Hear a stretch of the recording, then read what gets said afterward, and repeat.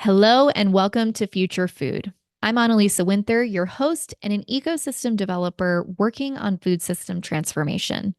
All of the work I do centers around facilitating collaborations that unlock innovation and lead to food system transformation.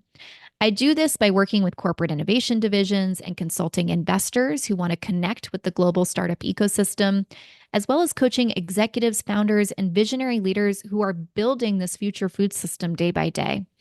I also speak on global stages, delivering keynotes on what the future food revolution is going to look like, what it means to be a visionary leader, and how to fundraise from aligned investors that really match your vision and values for the future so that you surround yourself with the right people to bring your desire, your company, your idea into being.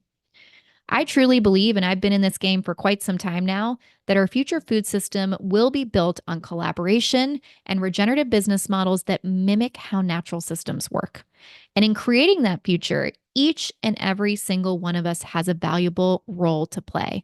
Everyone eats, no one is excluded from creating our future food system.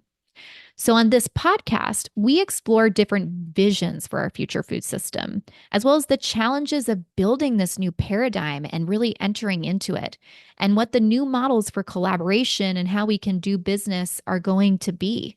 It's really about coming into right relationship with one another so that we can unlock change. You will be hearing in depth interviews with leaders and organizations who are building a better future through food and really embodying new ways of thinking, doing business, and showing up that honors people and the planet, as well as mini-sodes that explore what it means to be a leader working on food system transformation. Our industry is so unique compared to so many others because we work with the natural world, and that operates on a very different time scale and at a very different pace. So the resiliency and the mindset required is different. It takes something different to be a visionary leader in this space. We also discuss what it means to build strong company cultures that are really anchored in values and a clear vision for the future, as well as our zones of genius. This is so important as leaders, one, to make sure that we don't burn out, but that we consistently keep our motivation and keep building into change. But also, when you know what your organization's zone of genius is, it becomes so much easier to enter into collaborations with other companies because you know your strengths and then you can fill in the gaps with whatever your weaknesses are. We'll also look at how we can harness diversity to unlock innovation and facilitate collaboration between uncommon partners. If you were to look at the natural world and study ecosystems, you would see that the point where two ecosystems meet is where the most life exists. When we really play at those edges, when we bring people together who do not normally interact, and this is something I love doing as an MC, as a speaker, as a coach, a facilitator, we see magic unfold. It's all about getting the right people in the room and having the right conversations so that we can enter into those collaborations and achieve things that we never thought were possible. So, innovation theory tells us that you don't change things by fighting the existing reality. To change something, we have to build a new model that makes the existing model obsolete. And by listening to this show, you will find and engage with a tribe of people who are working to create this paradigm shift. And if anyone's story resonates with you, please feel free to reach out to them. I created this show so that we could facilitate more connections across global innovation hotspots working on the future of food. And no matter who you are more than welcome to get in touch. Every guest's contact information is located in the episode transcripts, which you can find in the show notes. And my suggestion is that you follow your gut, follow your intuition, make the first move, write that first email. You never know where it will lead. Lastly, if you're interested in working with me, if you're looking for an executive leadership coach, a speaker for your next event, or just curious to learn more about my consulting services for investors and corporate innovation divisions, please check out annalisawinther.com to see what my offerings are, or just go ahead and book a call with me. I would love to connect with you and learn more about what you're doing and how you're working on food system transformation as well. So with that, let's go ahead and dive into today's episode.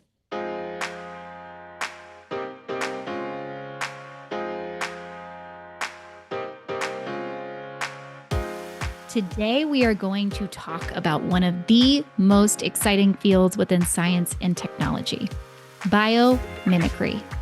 Biomimicry has been on my radar for the last few years, and when I first found out about it, I went down So many deep rabbit holes. And it's the kind of thing where you get in one deep dive and then you get into another deep dive, and then it just opens up a whole new world.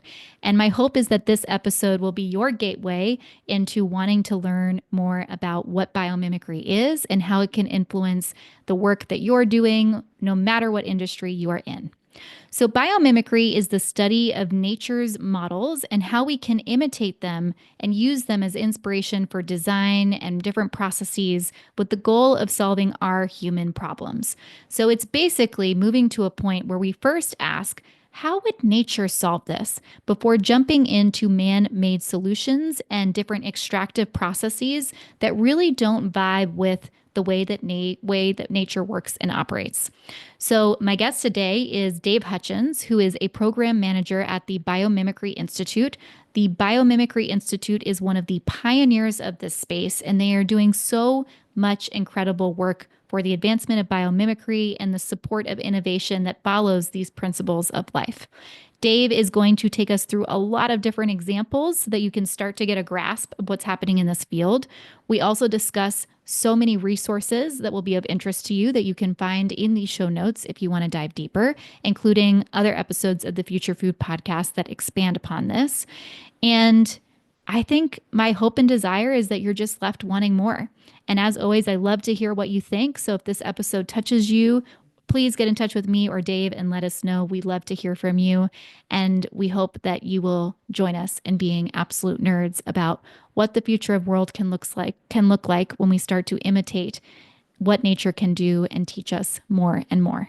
Hello, Dave. Welcome to the Future Food Podcast. I am so honored to have you here today and to dive into this discussion of biomimicry, which for me is a field that feels very new and emerging and hot and cool and is just so inspirational.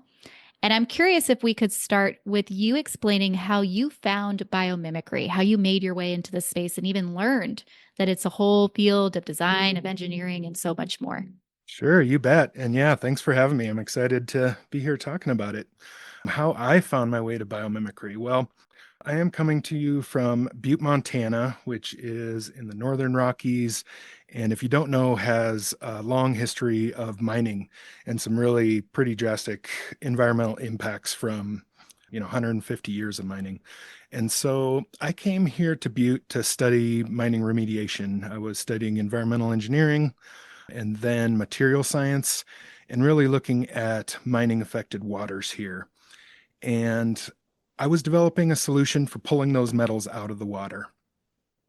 And in the process of developing that technology, it was a nanoparticle that was very effective at selectively pulling these metals out of this contaminated water. I had a chance encounter with a biochemist, and we were working together on making it a better process. And I was using a very sort of a chemistry that was not life friendly. And through this work with this biochemist, she said, "Oh, I have this idea about a bone inspired way we could do this." And so Mm. we went back to design these nanoparticles and did it in a way that was much more life friendly and ended up being even more effective. And that was sort of my first dive into applying biomimicry. I had actually read a book about it years and years before that we'll probably talk about here, but that sort of reignited it in me and started including it in my classroom. I was teaching environmental engineers about pollution prevention and things like this and started to teach them about biomimicry. But from there, it's sort of snowballed, and I joined the Institute and have become a real convert, and I find a lot of hope in it. Mm, me too. And once I heard about it, it was one of those things you couldn't unlearn. Like all of a sudden, I started looking at the world differently. And maybe it's good if we start with a definition of what is biomimicry, and then we can dive in further. But what is it? What is it that we're talking about today? Yeah, that's a great place to start. So, biomimicry, we can look at the word itself. So, bio meaning life, and mimicry meaning to emulate. So, we are looking at how nature solves problems. We're looking at the last 3.8 billion years that life has been on Earth evolving and finding ways to address challenges. And there are a lot of really brilliant solutions that have been developed. And I suspect humans have always done this. My Salish friends here tell oral story about how they look to the bear to find out which food to eat. And I suspect, some of that is the earliest biomimicry, indigenous folks learning from our cousins around us about what to eat. But since then, science has really picked up this concept and ran with it. One of the best examples, I think, is Velcro. A researcher, I think he was in Switzerland maybe, was out on a hike and had a burr from a burdock attached to his socks. And he looked to it and, put it under the microscope and looked at the little hook on there and invented Velcro from that. So looking to how nature has, answered these challenges in the environment and applying it creatively to human design. So I guess cut forward to the late 90s, my mentor and our founder, Janine Benyus, wrote the book about biomimicry and really popularized the term. And since then, there's been countless innovations that have come out of it. Some well known examples, like the bullet train in China that was inspired by the kingfisher, and lots of other examples I'm sure we'll get into here. But I guess at its essence, it's a design process, but really you could think about it more broadly as a philosophy. But as a design process, it is necessary, multidisciplinary, bring together biologists and engineers and scientists, artists and designers, and work together to bring these solutions into sort of the human sphere.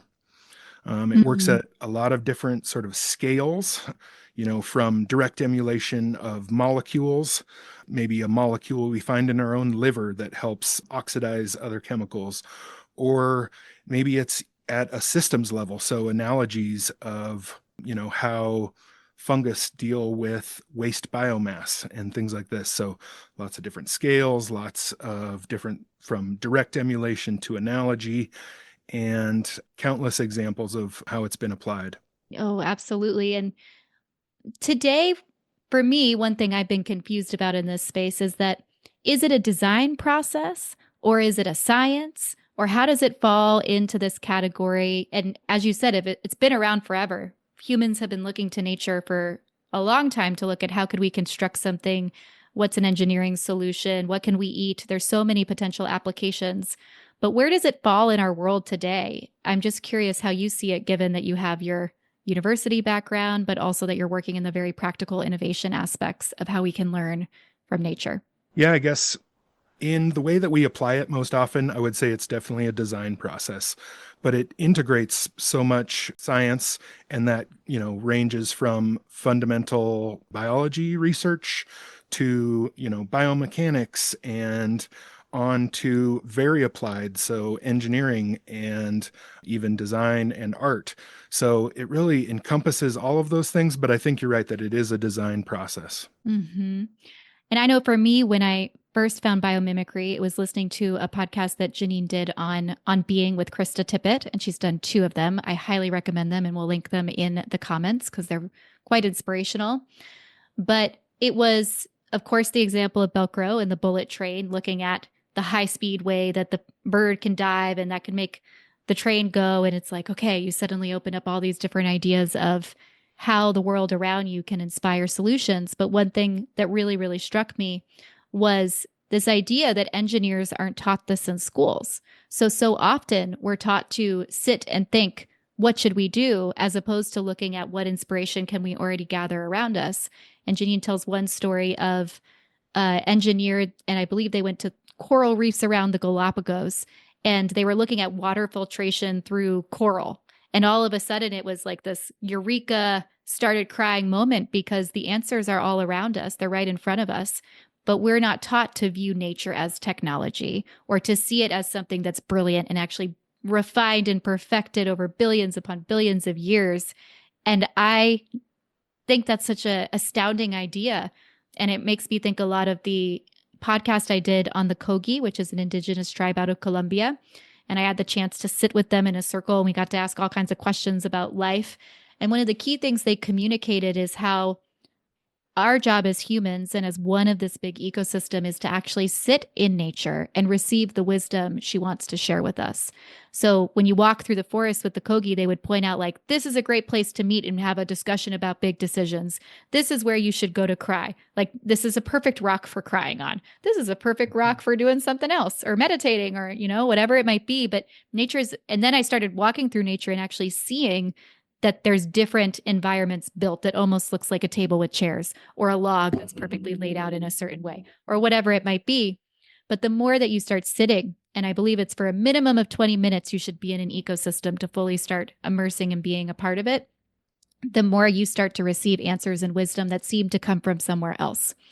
So for me, that's part of what's so exciting in this field is it's a completely different paradigm shift of how we start with innovation versus saying, it's from an egotistical point of view of I think we should do this or I believe we should move into it, because most of the time we are then creating things, as you said, that aren't life adding. They don't actually fit into the holistic system.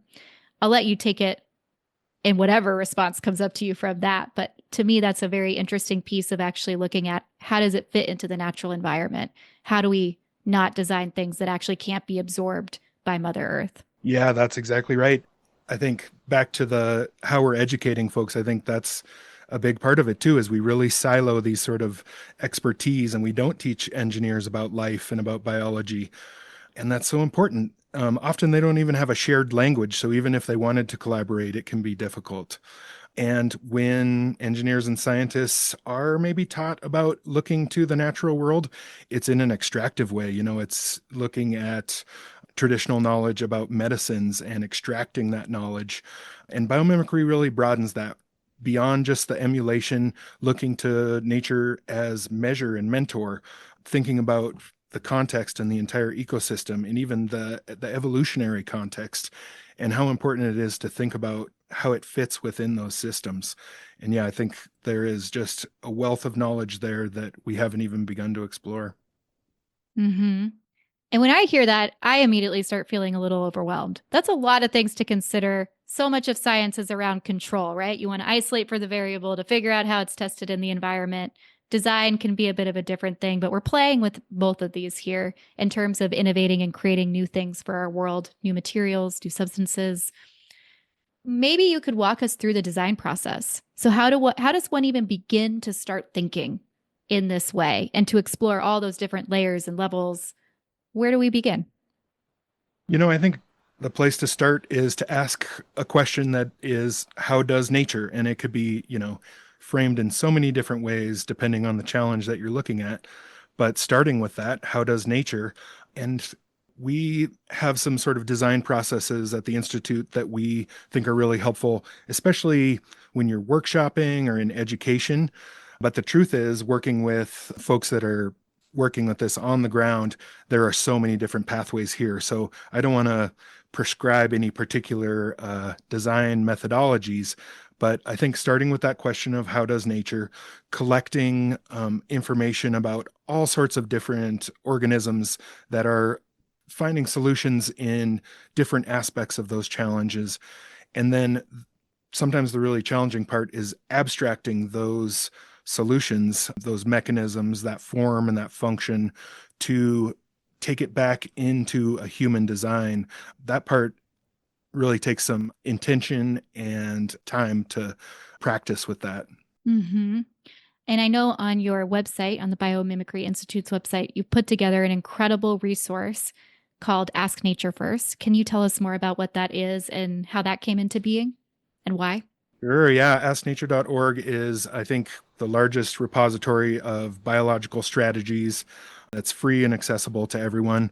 It's collection of strategies that largely are sourced from the peer-reviewed literature, but other sources as well. But just looking at all of the different strategies in nature.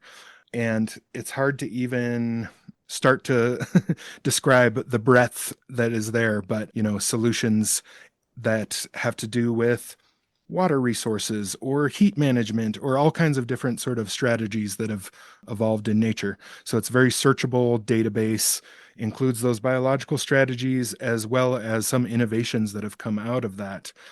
This project, I honestly don't know all of the history. I wish I did, but it was put together, I want to say around 10 years ago. And we keep adding to it, keep adding the biological strategies that we come across in the literature, as well as all these innovations that are coming up out of those strategies. So, what's an example of a question we could ask nature first? That's a great one. How does nature make brilliant colors? This is a really relevant question when we're thinking about the toxicity of dyes and pigments, and that industry in general is really polluting at the source as well as for consumers. So I think that's a really great question to ask. How does nature make brilliant colors? And what you would find if you search that on Ask Nature is it does it very differently than we do it. It doesn't do it with pigments and dyes. It does it with something called structural color. So these are forms and structures on the surfaces of materials. You can imagine something like a peacock feather. If you looked at that closely under a microscope, it would probably be brown or gray, but it is all the little tiny bumps that refract light in certain ways that produce those brilliant colors. And so there's countless examples of that in nature, structural color. And there's also some really brilliant innovations that have happened. We're working with a research group in the UK right now that is making colorful colorants, I guess, out of cellulose. So the same material that all plants and trees are made out of.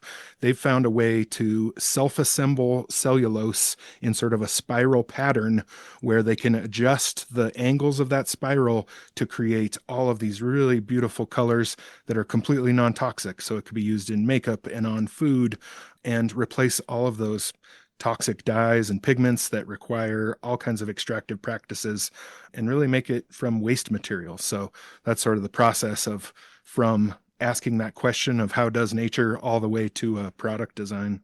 I think it would be really helpful to talk through what does extractive mean? Like when we talk about ideas, things, innovations that are extractive versus life adding. Because to me, that was also one of the most fascinating things I learned that even when you look at the periodic table, we've created a lot of elements that nature doesn't actually know how to react to or absorb. And that's part of what creates this pollution is that there is no way that we can truly recycle, reuse, or reduce it. It just kind of exists. So then when you look at something like the natural system, there it already fits in the system. So we're working in the system in that regard. But maybe you could explain it better, whether we look through the lens of mining or chemical production or something else like the dyes. How would you Sure. differentiate the two? Yeah, I guess I think to look at the natural example first, what we see in nature is circularity and closed loops. There's rarely waste. There's whatever might be considered waste is the feedstock for the next process. And so to contrast that and watch what humanity does, we do a lot of things that are very linear processes where we pull it out over here, either out of the ground or however it might be manufactured, take it over here, process it with lots of heat and energy and mechanical energy, and use it over here until its end of life and then bury it somewhere.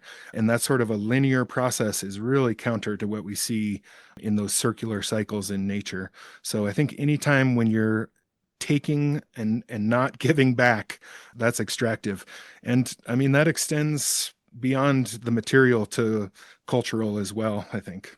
One thing that I work with a lot of leaders who are visionaries when it comes to the future of food, bringing new products and services to market at the forefront of pioneering where are we going and what are the organizations we're going to use to enter into that future. And one insecurity that I see bubble up, or even that I ask myself all the time, is how do we know this really does fit nature? Because we create and because we do, it's almost like how do we have certainty that it fits into the natural biological process and isn't disruptive to it or going to cause more harm? Or if we think of you take, but then you give back, how much do you give back? Is it, an eye for an eye? Like it's this question of how to know if you're doing the right thing when creating something new and different. How do you approach that when you all are working on innovation and considering is this something we should bring forth? Yeah, that's a great question. I mean, we use a pretty specific framework called nature's principles. And so these are principles that have been thought about and sourced and brought together as sort of the guiding principles that we see in nature. And so they are things like be resource efficient and things like that.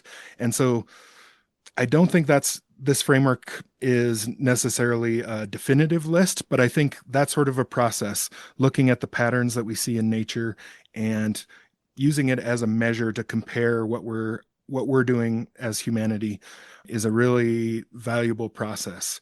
And, a lot of times it's very aspirational. Like we would like this city to function like a forest. And I think we're a long way from that, but setting up those ideals and being able to measure like those sort of ecosystem services that we see from the members of that community, we can apply that to our built environment as well and sort of make that sort of comparison. Mm. Can you talk us through some of those design principles? Life's Principles is a set of principles developed with our sister organization, Biomimicry 3.8. They are our for-profit sister organization that does consultancy and things. But they've developed this framework that starts with Earth's operating conditions. So thinking about the things that are common for all of us, the boundaries, the sunlight, the water, the gravity, and then sort of pulling together the patterns that we see everywhere. So those are things like adapting to changing conditions, being locally attuned and responsive, integrating development with growth, and again being resourceful with materials and energy. And so we can think more specifically about each of those and really apply it. And so just for an example, that adapt to changing conditions, we can learn from things like wildfire that are very relevant right now as we watch what's happening in Los Angeles. But when we look at wildfire in nature, we see succession and these ideas of ecological succession and how much that sort of embracing that change results in diversity and resilience as a result of that. And we can apply that directly to, how we are going to design a warehouse, for example, that we can keep things nimble and adapting to change as different inventory might come in or go out. So there's ways to apply these to our designed environment. And yeah, these patterns we see throughout nature, and they make for a good measure to analyze our designs and our industry. And sometimes it can be much more direct and practical. Like if we were going to build a building somewhere, we can look at that sort of a footprint. What were the ecosystems that were there? Um, for example, how much water was being filtered by the mangroves on that coast? And we can try and integrate something like a living roof that filters, processes that same quantity of water so that it's a direct measure. Hmm. What is ecological succession? Ecological succession is the way communities change over time. And so wildfire succession is a common example, but it actually happens all over the place. But it's how, pioneer species might start first, the fireweed and the morel mushrooms and things like that. And then brushy things and other trees that thrive in a recently burned environment might come up. And then eventually you work your way towards a sort of a climax where maybe in the case of wildfire in my home ecosystem, it would result in something like big stands of ponderosa pines and larch that are fairly resilient to that wildfire. But it is very cyclical and it'll all happen again. So then that burns down or decomposes and it starts all over again. But this is something that we see throughout nature. Yeah, and I think it's a very strong point you make that when we're looking at these principles, it's derived from repeated patterns that show up many, many, many times. So you can see it's applied a little bit differently, and hopefully that will come through in the examples we talk about today. But it isn't like a one off occurrence, and that's what we're imitating. It is consistent, or it's like, oh, okay, this is useful in all these different ways. Absolutely. Yeah. We're learning from what we observe and the patterns that we see. And sometimes it's that direct emulation and sometimes it is very much more by analogy. Can you give us an example of direct emulation versus analogy? Sure. Let me think of a good one here. I guess I sort of brought it up earlier with the enzymes in our liver. We're working with a startup right now that is creating chemicals that are effective for mold remediation and water purification that are much less toxic than bleach. And they were inspired by a very specific enzyme in our liver that does exactly that. It's how we process toxins in our own bodies. And so they were able to synthesize that molecule and use it directly. So that's direct emulation.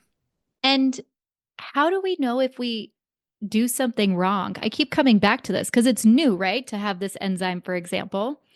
But then it's kind of like the how do we check ourselves that it does fit in modeling nature? Maybe nature will reject it, and that's how we tell. It's like, oh, actually, this isn't decomposing or this isn't fitting in. But I wonder how, in the process of continuous innovation and change, we check ourselves to make sure that we're still innovating in the right direction. Yeah, that's really important. And that's going back to those life principles. We can sort of analyze it through those patterns. And I think I forgot to mention the core of those principles is that life creates conditions conducive to life.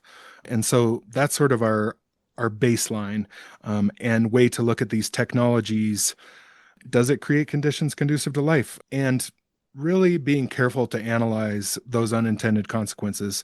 There's no foolproof way, of course, but being really thoughtful about looking at the context of that biological inspiration. Like, are we considering the organism it was contained in and the ecosystem that that organism was part of and the communities? Because there's always that kind of context. We're never operating alone. So yeah, very important to be considering those Hmm. consequences.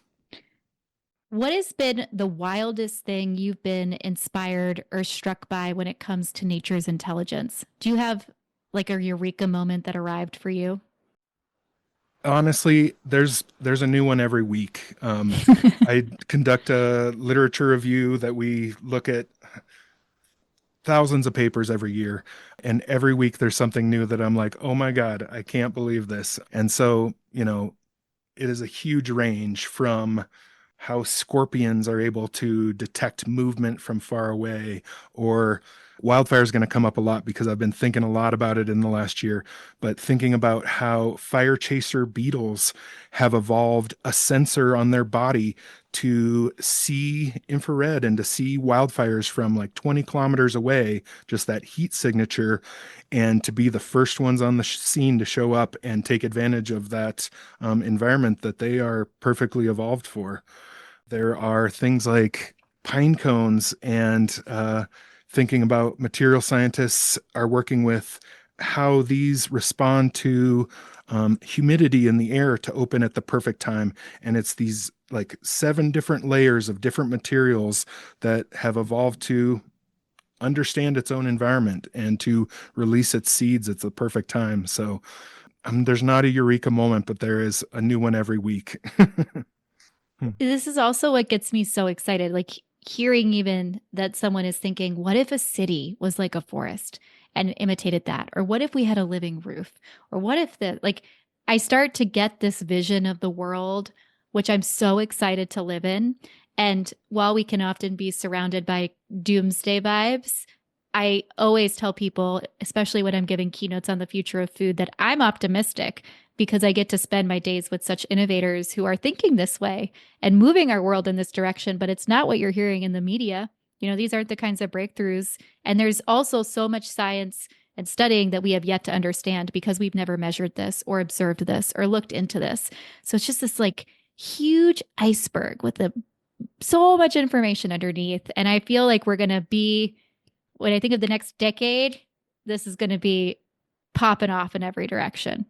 I'm glad you're seeing it too. I find a lot of hope in it, and I am not necessarily hopeful by nature. I tend towards misanthropic and despair, but when I think about the possibilities of a world inspired by nature, I find a lot of hope there too. Mm-hmm. Which is a great segue that you mentioned hope, that we talk about what you actually do at the Biomimicry Institute, including your Ray of Hope Accelerator program, very fittingly named. Maybe you can start then by telling us a little bit about how the Biomimicry Institute got started, as well as what it is that you do, why you exist. Sure, yeah. Well, Biomimicry Institute is a nonprofit based in Montana here in the USA, but our staff is scattered all over the world. We were founded 20 years ago. We're going to celebrate our 20th anniversary here in 2025. And we were founded by Janine Banyus and some other really smart biomimics. And we are really taking action to solve the challenges right now of climate change and biodiversity loss, that disconnect from nature that we see, and the impacts of this sort of take, make, waste society that we don't necessarily have a choice to be a part of, but we can try and find innovative ways out of. We do this through a bunch of different programs. We're trying to enable, amplify, connect, and convene people. So we mentioned Ask Nature. That's sort of our main inspiration, is trying to provide that fundamental biology research, those organisms that inspire us so much. We also have a lot of educational resources. And in the past, we've conducted some design challenges and things that live on today with other partners, but a lot of educational resources as well. On the community side, we have an online platform called The Hive where we're convening people.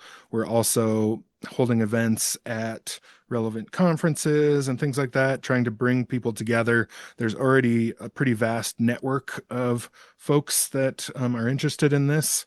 Definitely consider you part of it, but we're trying to grow that community and nurture it and really be that mycorrhizal network of that community that sort of facilitates the information flow and understanding who needs the nutrients and yeah, where the opportunities are.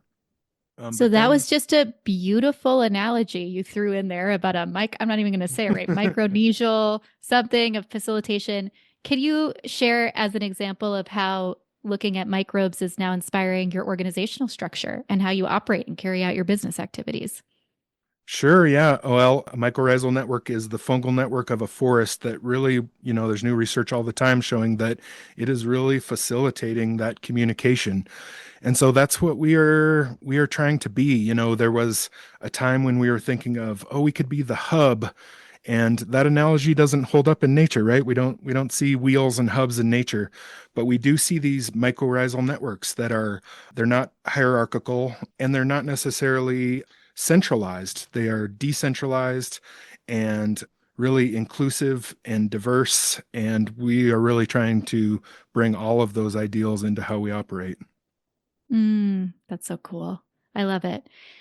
Could you also share? So, Ray of Hope, we'll start with that, the accelerator program, and dive more into all these activities.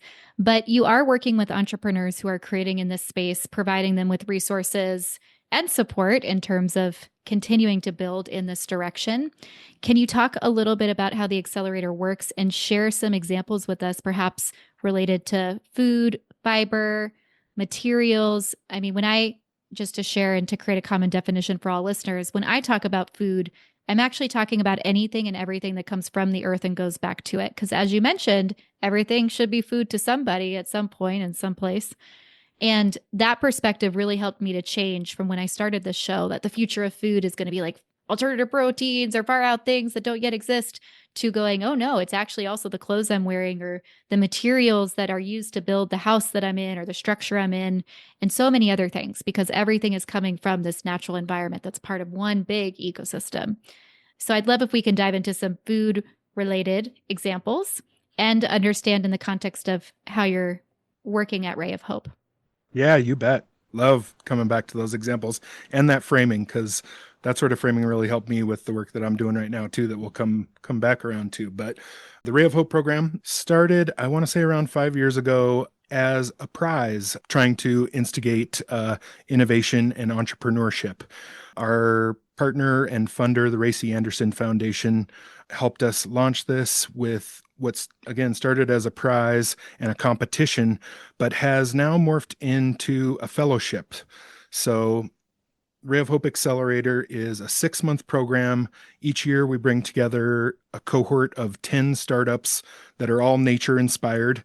And we're pretty broad with our sort of definitions of nature inspired, but they're all addressing these pressing environmental challenges that we talked about there. So, bring a lot of sort of resources for them, things like coaching through finding funding or team building and things like that. We give them each $15,000 of non-dilutive funding, which isn't a big amount, but when it's non-dilutive, it helps them, with sort of day-to-day needs. And lots of sort of in-kind services, from access to subscriptions and technology to mental health help and things like that. We also bring them all together for a nature retreat. It's really a core part of our program, but we bring them together and get to know each other in nature. And for a lot of them, they might be studying something in nature, but they haven't necessarily visited that champion organism outside of the lab, or maybe haven't been out and been camping since they were a kid or something like that. So it can be a really transformative experience to bring these folks that are so busy launching these startups out into the wild and have an experience with each other, with their peers who are facing the same sort of challenges. And a key part of it is we're helping them with storytelling. So, especially from that biomimicry angle, we're helping them talk to investors and consumers about this hope that we find in biomimicry and how they specifically found their way to their technologies. I think that's a pretty good breakdown of the program. And really, go check out our website at biomimicry.org. You can see the whole last 5 years, all the teams that have come through. But thinking about some examples in food, there are some wonderful ones. Our winner, I guess, was last year or the year before, was Green Pod Labs. So they are a startup out of India, and they were looking at the problem of food waste, that 40 to 60% of all produce never makes it to a table. And so they looked at the sort of unique chemical signaling that happens with plants, and were able to emulate some of those chemicals, generally very specifically to specific crops, be it a specific vegetable or berry, and are able to increase the shelf life of these plants dramatically with these sachets that go in the packaging. So this is incredibly important, like where they're from in India, where refrigeration isn't necessarily commonplace, especially in transport. And so to address that food waste problem and increase the shelf life of these vegetables is hugely impactful. Lots of other examples in agriculture, including a group out of UC Davis, a spin out there, Faranim. They were also looking at sort of chemical signaling, but this time with nematodes. And so they were able to emulate some of these chemicals to basically instruct the good nematodes to predate on pests to agricultural crops, and to tell the bad nematodes, oh, there's no good food here, so be on your way. And it's been very effective. They're having great success with that. Both of those groups. GreenPod just got a contract with Walmart, which I think is amazing that they might have that kind of market penetration. Another food example is an Israeli group called Blumex that is emulating bees and pollinators, and looking specifically at the minutia of how pollinators work. The might be the electrical charge on their fuzzy bee bottoms or whatever it might be, and they're able to emulate these conditions with robotic devices that might go through a greenhouse and pollinate things. That one, people always jump to like robotic bees in some dystopian future, but it's really not. It's like tractor robots that are able to shake the plant and do it in the right way to pollinate things. And if you've ever seen, well, we know we're having a huge issue with bee die off, but if you've ever seen the trucks that take all the bees to California to pollinate the almonds, this is a huge need. We won't be able to, or we won't have to be exploiting these bees. And I think really important technology moving forward. So those are just 3 food examples. But I love what you said about the sort of broader framing, and that, we met at Climate Week at a talk that had an impactful piece for me. They were talking about food and fashion. and how both of those are things that all of us wake up and do every day, and how much impact we can have in those two sectors. So we're also doing a lot of work in fashion and textiles, and we've had a few companies coming through that are emulating cotton. Cotton is this, of course, is a wonderful biomaterial, but the agricultural side of it, the farming of it, requires so much pesticides and toxicity that an alternative is really appealing. So we have one group that's emulating cotton. We have other groups that are looking at cellulose in different ways. So lots of textiles, lots of food, lots of materials, and all kinds of. It's really exciting because it really spans all sectors. So we see innovation in biomedical and mobility and really just about anywhere you can imagine. Mm. And I'll mention two other examples that have appeared on this podcast. So if anyone wants to dive deeper, they have that opportunity, and I'll link in the show notes. One was aquaporin, which actually appeared in Janine's book, which I'll also link to, which is looking at water filtration and even stuff like that. When we flush the toilet, all that water goes to waste. Like, are there better and smarter ways we can be reusing this water and thinking of how we create different forms of systems? And then also the Iceland Ocean Cluster. And in their house, they have a program called 100% Fish. And one of the startups that came out of that is using fish skin as bandages and has been wildly successful in the medical field because of the properties and the way that it can create healing. And it's amazing. So those are very interesting other ideas and applications, but you can hear fish skin in the medical space. Like, suddenly that's something food related that's crossing into healthcare. You have the same with water, but that's not always what we think of when we think of food. So blurring these lines is where I see the future of food going, along with the idea of how do we make it sexy. There's elements of this that are just going to be working mechanically in the background. You don't see it. It's just how it is. But there's also parts of how do we make it cool? How do we realize that as consumers, we have power to buy the products that are supporting innovation in this direction? We're not powerless. We're actually quite powerful because we eat multiple times a day, and we all tend to wear clothing, except for perhaps our nudist listeners, if there are any of those. But I think that it's good to know that we have more power than we might think.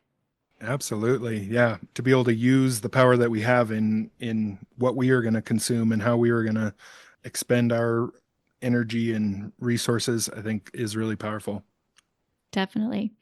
So you mentioned fashion, and I think that's a great segue for us into design for transformation, which is another piece of the Biomimicry Institute.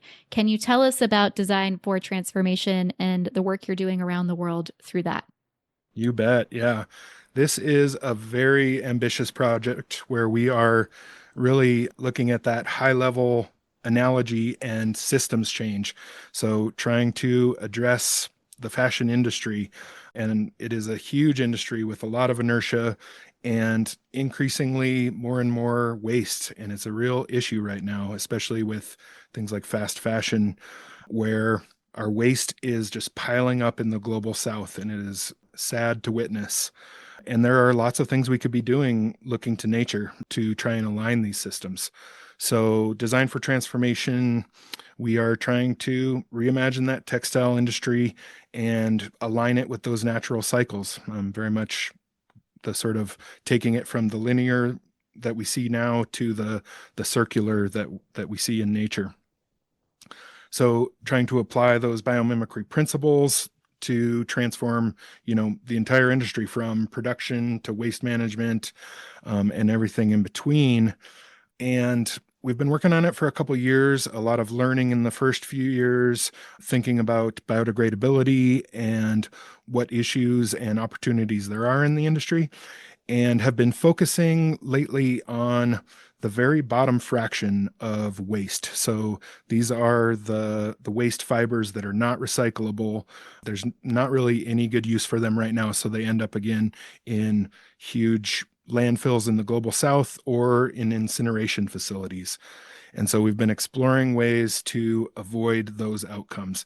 So right now we have 3 pilots, 2 in Northern Europe, that are taking that bottom fraction and transforming it into other things through processes with things like algae and enzymes, transforming that waste into things like PHB bioplastics and syngas and things that might be useful in local circular economies. So we have two pilot projects there in Northern Europe, and then we have one in Accra in Ghana, which is one of the biggest recipients of that waste. I would encourage everybody to check out our partner there is the Orr Foundation, and they have really documented this issue, and it is a social justice and environmental travesty that we all should be considering and insisting that our textile suppliers are doing better. So that group there are looking at biodegradation. They're building bioreactors on site that use native microbes from the Corley Lagoon there, where a lot of these textiles end up, to try and digest those things and break them down to their benign constituents. And there's an aside here that they just had a really devastating fire January 1st, I think, took out a lot of this market where these textiles are exchanged and has been really devastating to that economy. But yeah, we're looking forward to helping these three pilots develop these sort of pathways and try and really influence the industry. We have a great partner and funder in Lotus, and they are helping us explore this. And we are going to be amplifying and trying to take this message out to anyone who will listen. And I think there's now a Netflix show that dives into this exactly as well and can really bring it to life. I'll dig that up and put it in the show notes, but it's shocking how much, like, it's tons and tons and tons of textiles that are being dumped on the shores, and they just pile up into these mountains. And you can't, when you see it, you can't believe it. You can't unsee it. And it definitely gets one riled up. When I hear you speak, I'm struck by how much collaboration really is at the center of everything that you do and the Biomimicry Institute does. And I'd love to talk about collaboration from the viewpoint of nature, because so many of us have been operating in business paradigms that are focused on competition, and there's going to be one winner and the survival of the fittest, and these ideas of, Darwinism, the best will win. And there isn't a lot of information that's easily found around how collaboration fits in, how mutualism fits in, and these other ideas. Can you talk to us a little bit about that, wherever you want to begin, in terms of where we see collaboration in nature and how we might learn from that in our business practices? Sure, that's great question and framing, because we are thinking about exactly those things. And I think you hit the nail on the head. We've really been sort of fed this idea of survival of the fittest and is the core of evolution. And it's used often to justify predatory business practices and capitalism. And I think that is dead wrong. I think when we actually look at nature, we see mutualism much more often, that competition is not the rule. Mutualism and symbiosis and those relationships and ecosystems are how life has evolved and how we find benefit in the world. So we are thinking about exactly that. We are developing our collabs programs right now. So trying to think about how do we bring together the smartest people to tackle these huge problems that seem so insurmountable. So we've been asking ourselves exactly the question you asked there. How does nature collaborate?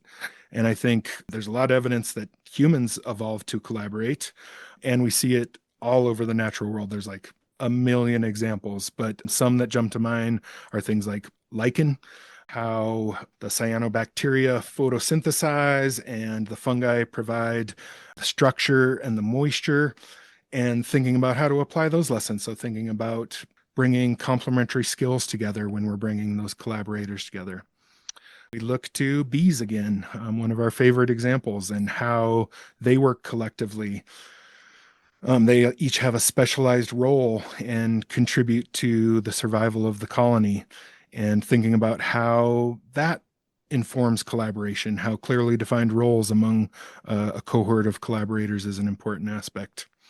Thinking about how things work together in packs like wolves to do things that just could not be done individually, and thinking about how we can leverage groups of people that are coming from different geographies, different sectors, different specialties, and leverage that kind of collaboration to do the kind of work that really can't be done individually.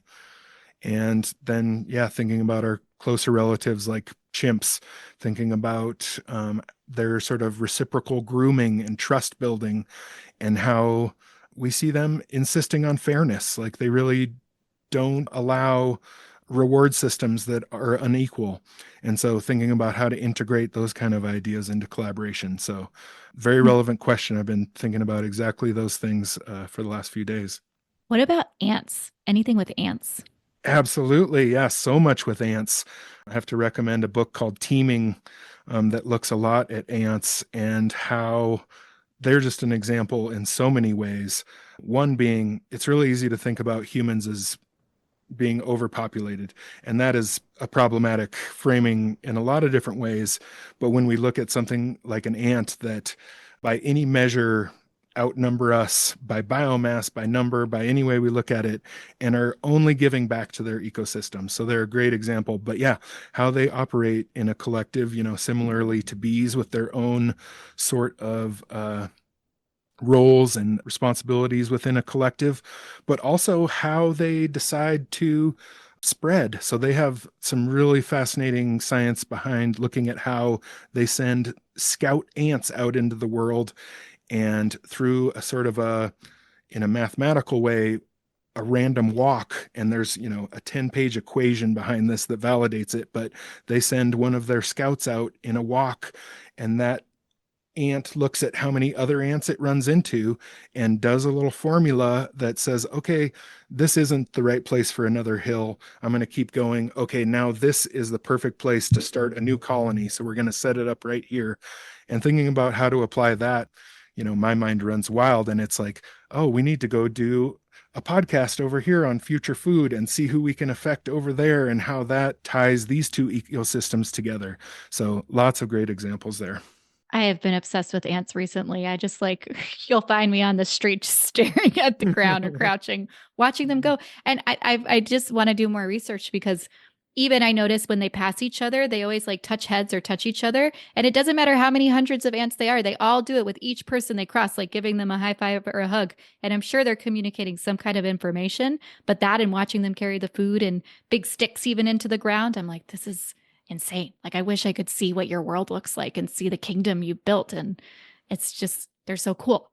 I Well, I think I'm going to read Teaming. Thank you for I would that. read Teaming, but I also have another book recommendation for you, and that's An Immense World by Ed Yong, which Okay. looks at the ways different organisms sense the world. And it is such a fascinating book because we really have a tendency to sort of anthropomorphize everything we look at, like, oh, that ant with its two eyes is looking at the other ant. But to read about how the chemical sensors on that ant's head works and what drives that ant is really fascinating. So highly recommend An Immense World. It's a really great book. I will add it. And I also have to share something I'm listening to, which is called the telepathy tapes. I keep saying it wrong. And it is a journalist who has been looking at the work of a Harvard scientist that is exploring telepathy in nonverbal autistic speakers primarily, and that they can communicate, like they can read their mother's mind and have memories as early in the womb. But we thought, because we always think of communication as just through the mouth, the words that you say or what you can write, that that's the only form of communication, and it's not. And at the same time, it's been very hard for them to get funding to show this, though there are tens of thousands of examples around the world, because science's focuses on what's measurable and observable. And we are limited with our five senses. There's way more senses than just what we have in our own ability or that we're aware of and that we use every day. So it's just it's a mind boggling podcast to dive into. And you get to hear from all these families and how they learned, and also the power of belief in believing is someone capable or something capable versus they can't do that. Because many of these children do learn to read and communicate, but it took their parents believing they could go beyond a toddler level education. And they were told by professionals that your child will never learn to speak, never learn to communicate, not possible. So it's insane. So I will link that too. But I do believe there's so much more we have to learn when we start opening up our minds to what the world can be. Yeah, I've been listening to it too, and I find Oh, it you know fascinating. it. I Oh do, my God, yeah. it's going viral. It is. And, I am also a father of a non neurotypical child. And yeah, I see so much of that too, that there is a whole world that we are not aware of. And I think even beyond that, just the core message of like diversity and non-neurotypical folks within our society enrich us so much, and there's so much we can learn from them. Absolutely. Oh, I'm so happy you're listening to it. We'll talk about that more offline. Yeah. Of course, when I hear these examples of collaboration, that's centered in community. But a core part of the collective is also the individual, which makes up the community. And that always brings me into deep questions that are well pondered over a glass of wine, Hmm. which is what is the role then of individual leadership and how we show up? And as someone that is working with so many leaders who are bringing these projects into being and thinking about how to create organisms and structures and things in this place, I'm curious what the discussions are that you're having at the Biomimicry Institute of how we show up as biomimetic leaders or how we operate in these groups. I know that most structures I'm in do focus on that hierarchy. There's one person who's in charge of shepherding everyone, and people can have roles and responsibilities and clear delegations, but there's ultimately one person that's responsible for the success, or it would fall upon, whether that's legally or in the eyes of someone else. So, how is it that you think about the individual within that collective? Yeah, I think that's important because we all want to have some agency in this time when, yeah, it's challenging and there's a lot of things to be addressed. So I think, as leaders, again, now is the time to really be stepping up with these ideas and to do it humbly, to say that I'm bringing this idea forward, but I'm doing it humbly because I am looking to nature as this mentor and we can all learn from it. So I think there's lots of different ways to apply that sort of strong but humble leadership and bringing those ideas forward. Yeah, I think, you know, nature is generally non-hierarchical. It's more horizontal, but I don't think that excludes leadership. I think leadership is very important and, is one of those roles in the collective that folks that have that inclination should explore and do it in a way that doesn't reinforce hierarchy, especially in terms of power structures. Mm-hmm. I know from my perspective, I just finished two courses, one in regenerative leadership, another in regenerative entrepreneurship, two certificates. And this was central themes that we explored. And it's been so interesting to consider it from different angles and what being a leader really means. Sometimes a leader doesn't mean going first, it means going last. Sometimes it's about really identifying who's the best person for the job and having them run it versus actually, I should micromanage and take care of everything. And just looking at what is the right thing to do and how we each show up and really empower it all to be in that way.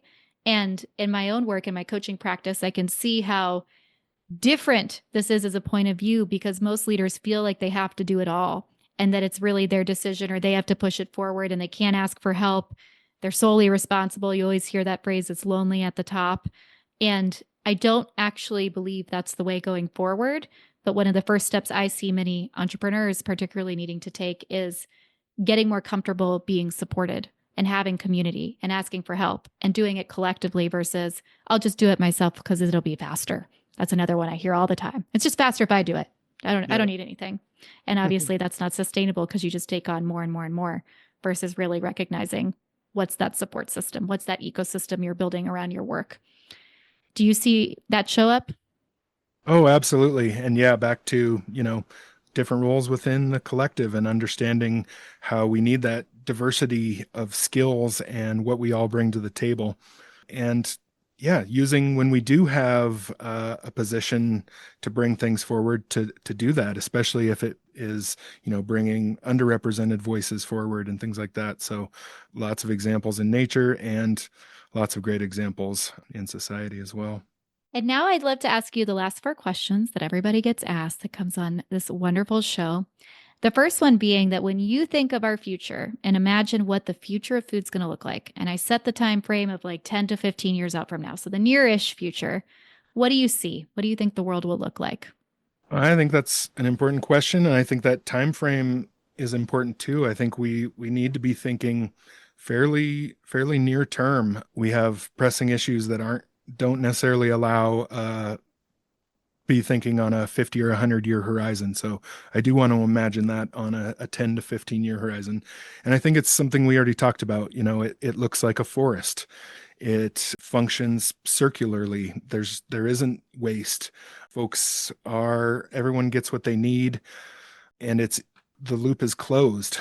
And so I think that probably means a diversity of approaches again, depending on location and need and everything else. It means local and bioregional approaches. And I think it, of course, extends beyond just food. It extends to things like our own waste. Like if we were going to close that loop, we can't be sending our waste in fresh water downstream. That just does not work at all. So, yeah, I think there's a lot to it, but I think we can be looking to natural ecosystems for what I'd like to emulate in that system. Mm. And what are we missing to get there? Make it happen.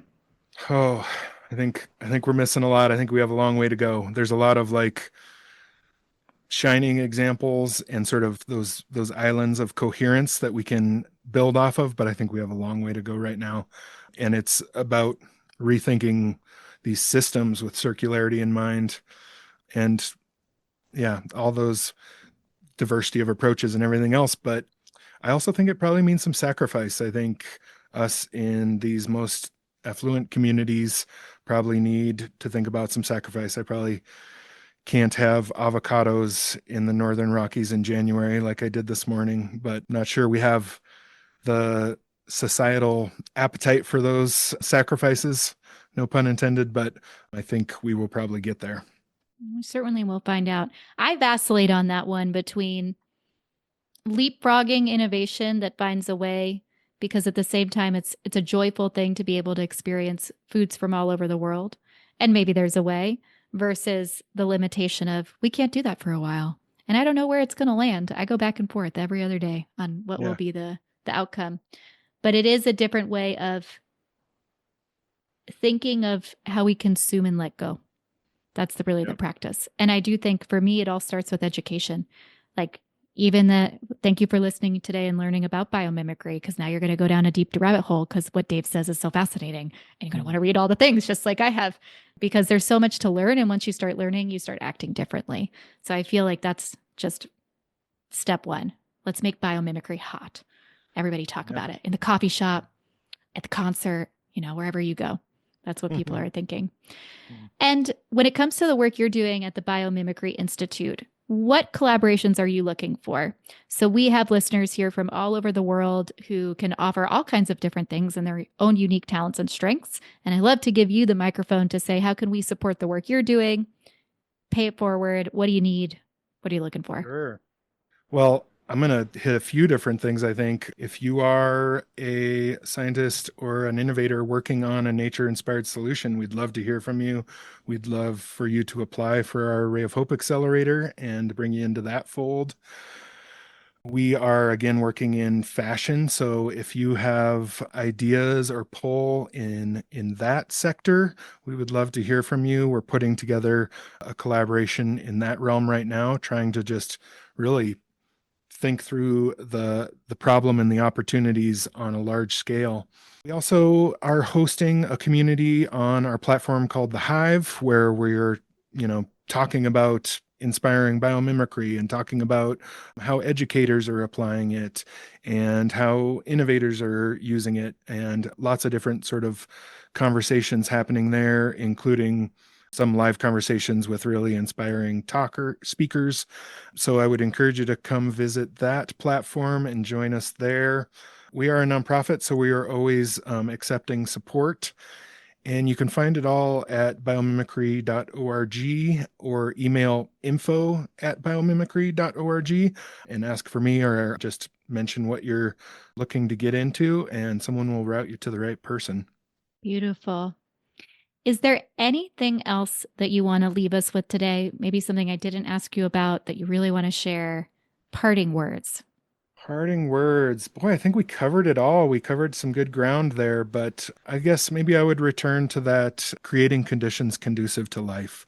I think that is what I have come to understand as the guiding principle. And, it extends much beyond sort of the innovation and technology side of it, just to a guiding principle for everything we do. So that's what the mantra I'm trying to repeat. And yeah, I'd love to think that somebody else might latch onto that as well. Maybe we can make that a bit more real if there's an example from your personal life of what someone could do in the next 5 minutes to do something that creates more life, to be more conducive for life. How can we start showing up in our personal day to day actions to help that?